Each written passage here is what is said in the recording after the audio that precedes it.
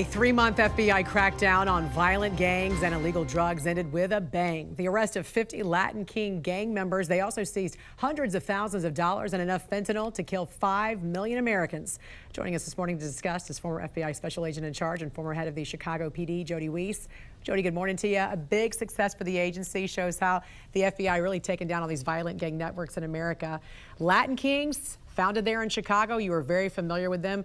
Talk very briefly about this operation and why it was so important to get these guys off the streets.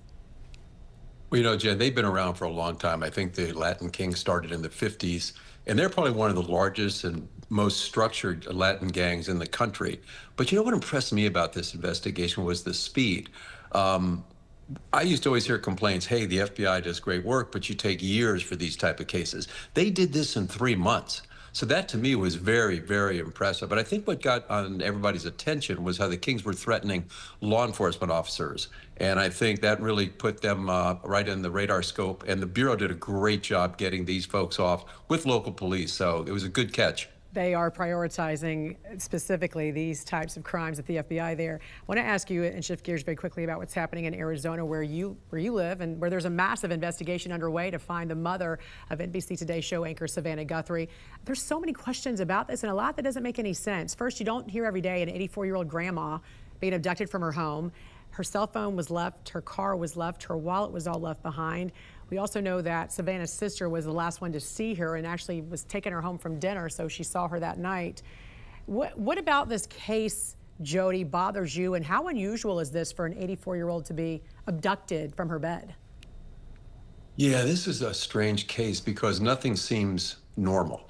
Out here, we do unfortunately have a lot of elderlies that will wander off into the desert. The desert's a harsh environment, but there's no indication that that happened with Nancy Guthrie whatsoever. There's indications she was taken, that she was taken against her will, not willingly. So the whole aspect of this thing, with her daughter's high-profile position, you'd immediately think, okay, kidnapping, money. But there's been no ransom demand. Right. So this is what really troubles me, because you have to remember, time is Nancy Guthrie's enemy. She apparently has medication she has to take on a daily basis. And if she doesn't get those, this could turn into a fatal situation for her. So time is what these investigators are really working against. It seemed like from the bounce they thought there was foul play involved. They had homicide investigators at that house, it seemed like, pretty quickly. What was your thoughts behind that? And how unusual is it for, again, an 84-year-old being taken from their home? Yeah, at first I was kind of confused because the sheriff didn't say why he thought there was foul play. Correct. Clearly now there's indication there was a struggle, the place was in disarray. I understand there might have been some blood found. It is unusual. With her daughter's high profile, again, my first thought was kidnapping, money, but there's been nothing has come out. But now the investigation really has to work out just slowly, methodically. Thank God they have her phone, because they can go that and see her inner circle. Who did she interact with? Who had access to the home? So you think this is All more that of will an be tracked down. you think this is more of an inner circle type of a situation? Well, we don't really know, but that's going to be the start, Jan. And then hopefully there's cameras somewhere that might identify a vehicle in the area that can be loaded into the license plate readers, and then hopefully that can be found. But like I said, time is of the essence. DNA processing, fingerprints takes time. So hopefully they can find a lead quickly.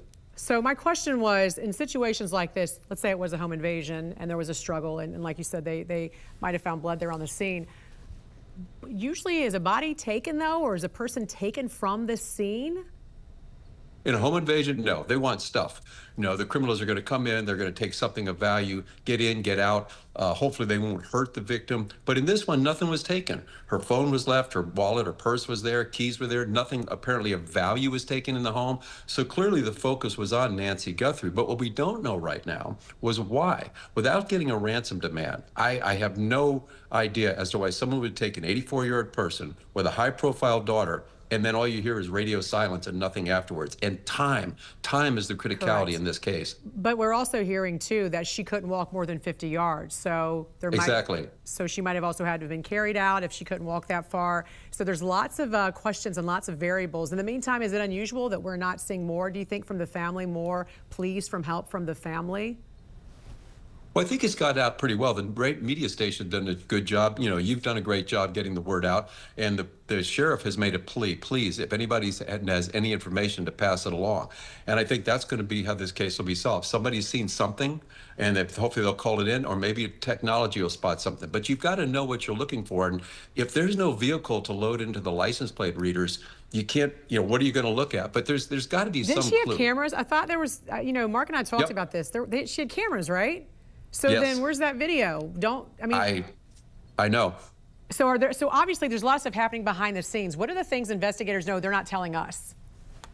Well, I think they're reviewing a lot of for the technical review of forensics. They're going to be looking through her phone, like everything they can find off that, and then the camera footage. You know, I've got to believe if there was anything of valuable, Jan, they would get it out like right now because of the time issue that I've stressed a lot during this thing. So I don't know if it wasn't there. Did the cameras not work? Were they not functioning? Did she not have a system that recorded it? We don't know yet, but Or do they already know? I pray they get a break. Or do they already know in this case what did happen, and they just, because you would think we'd be getting information fast and furious every, at least every hour, right? This clue would come in, this tip would come in. And I'm not sure what that area is like as far as whether it's super desolate and there might not be enough cameras of other neighbors' houses where they could have caught something on their cameras. But it does seem very unusual. We're not hearing more details about how this investigation is going. Yeah, it sure does. It sure does. All right. Former FBI Special Agent in Charge and former head of the Chicago PD, Jody Weis, thanks for joining us this morning. We appreciate it. Thanks, Jan.